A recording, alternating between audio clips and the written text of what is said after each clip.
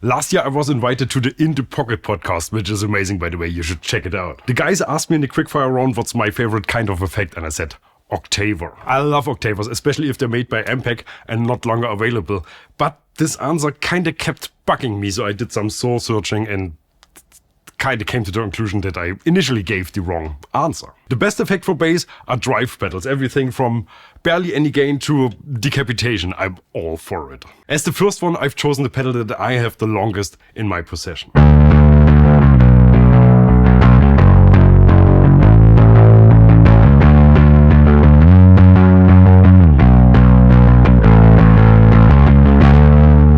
This is the Basstard from OKKO, the first bass distortion I really liked. It's not that old of a pedal, but drive pedals for bass are still generally sort of a new thing. When I got this, Darkglass wasn't even around yet, and Darkglass is the brand that really kicked the whole genre of bass drive pedals off. For most pedals you will see in this video, arguments could be made that none of this would exist if Darkglass hadn't paved the way. Same thing can and should be said about the bass driver DI, but you know, one is just a lot better than the other. I will let you take the guess.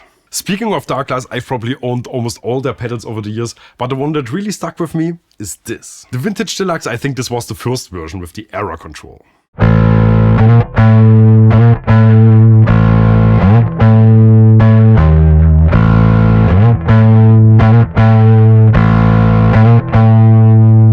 By the way, the wonderful young man helping me with this video today is my friend Johann Bonitz, playing my visual deal P-Bass. Darkglass underwent some huge changes in recent years. The brand was bought by Korg and only one of the former owners is still with the company. Doug, the founder, moved on to work full-time on his new company, Neural DSP. But there's another guy, his name is Hugo and he also founded the brand with some buddies. DSM and Humboldt with their amazing Sub Atomic pedal.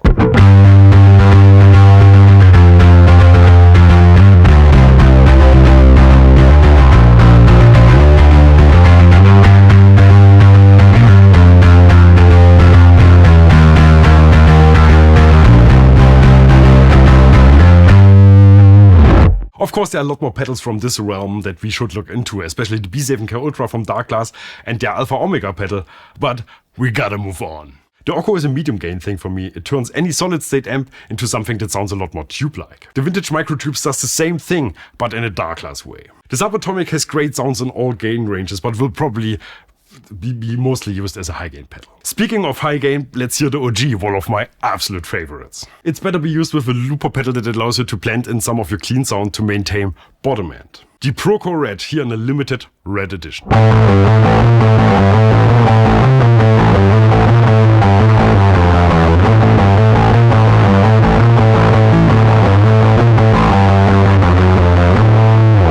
Another total legend from back in the day is the Big Muff. This is the green Russian version, or V7 for the nerds. Same thing applies, you're going to need a looper pedal to make this work in your band.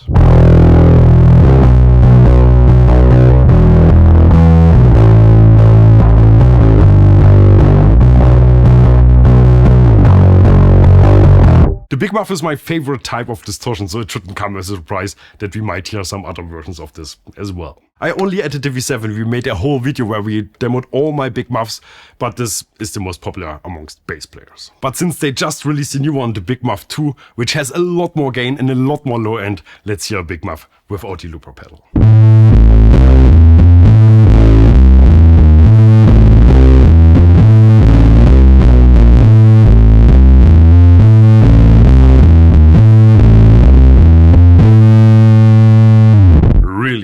These are amazing, but not my favorite Red Mucks. The most useful one comes from Jam Pedals. It's the Red Muck and it has the blend option already built in and a tone control that's just a lot more usable.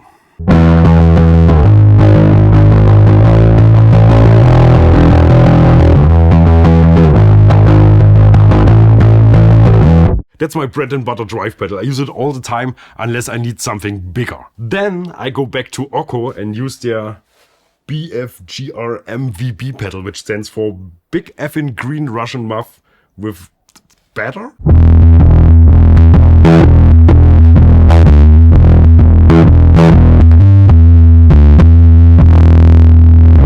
This pedal is simply amazing. It can do without the clean blend and it's just a point-to-point soldered big old new pedal.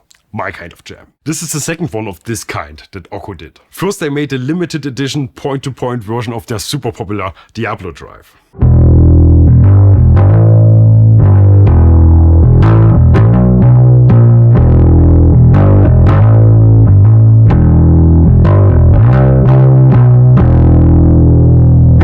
Let's go back to my board for a moment. There are a few more drives on there. The first pedal and chain is something extremely rare. So rare in fact that I've never seen another one like this for sale anywhere, at least not this specific version. This is the Roger Mayer Voodoo Bass 2 and it's one of my best pedals. No matter if you put it in front of an amp pack or Glock & Klang or use it to record straight into your interface, this is what adds the vibe. I usually use it with super low gain to get exactly that, but when you dial up the gain with your foot on this big ass control here, it gets even more magic.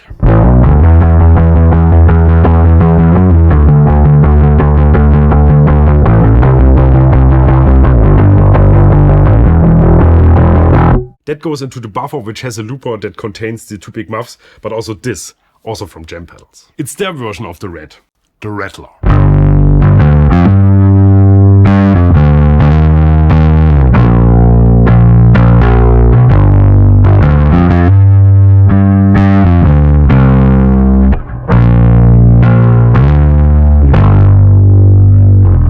There's another amazing jam pedal, not on my board but always on hand if we need it, the LucyDreamer. It's their version of the Tube Screamer, designed for bass.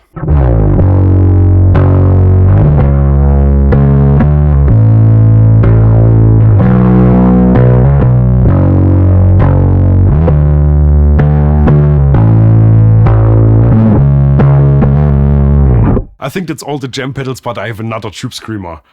My most fun pedal for sure. The Cicada from Olinthus.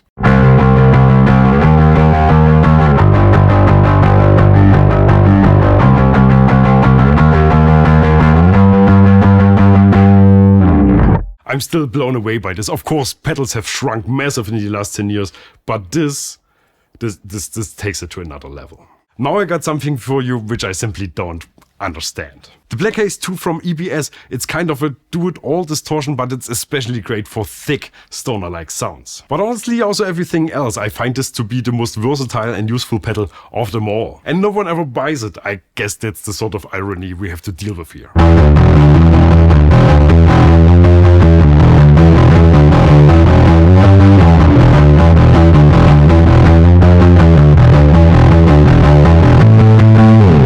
Now on to my two drive pedals that I don't use for drive at all. I like them clean.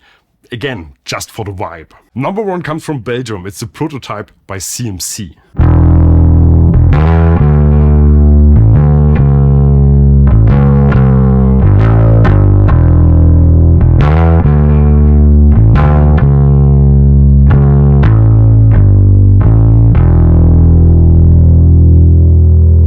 I like how you can put everything exactly where you want. This is a typical always-on pedal. You don't really not want to use it ever once you have it. Same with the Jive from Jupiter FX. I've been preaching about this pedal for years. You set this gain until it starts overdriving, then you dial it back a little bit, and there it is. Your juicy, amazing P-bass sound you can't live without anymore.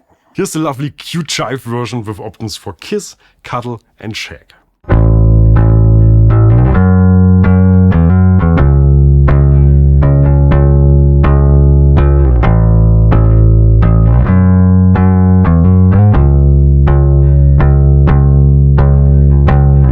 Staying with pink purplish limited editions, I love myself an Octafuzz, and nothing's better than the Fox tone machine. Except for the warm audio, the Foxy tone box, which is not only available, but also affordable.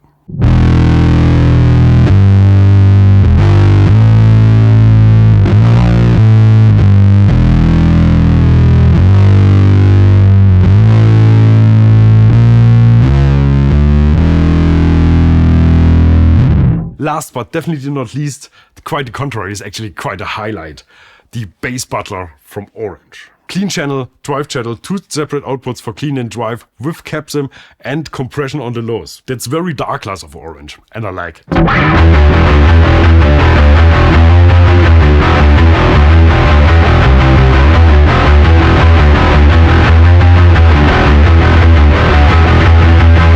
My go-to high-gain distortion sits in my computer. Yeah, that's the world we're living in today. But if I want to have a dense modern metal sound on the spot in the room, this is my favorite. 18 pedals that were, of course there are more, but you gotta end this somewhere. I'm no Joe Scott. Yeah, I think this is a good end note for this video. I'm no Joe Scott. I like that. Bye. Bass, bro.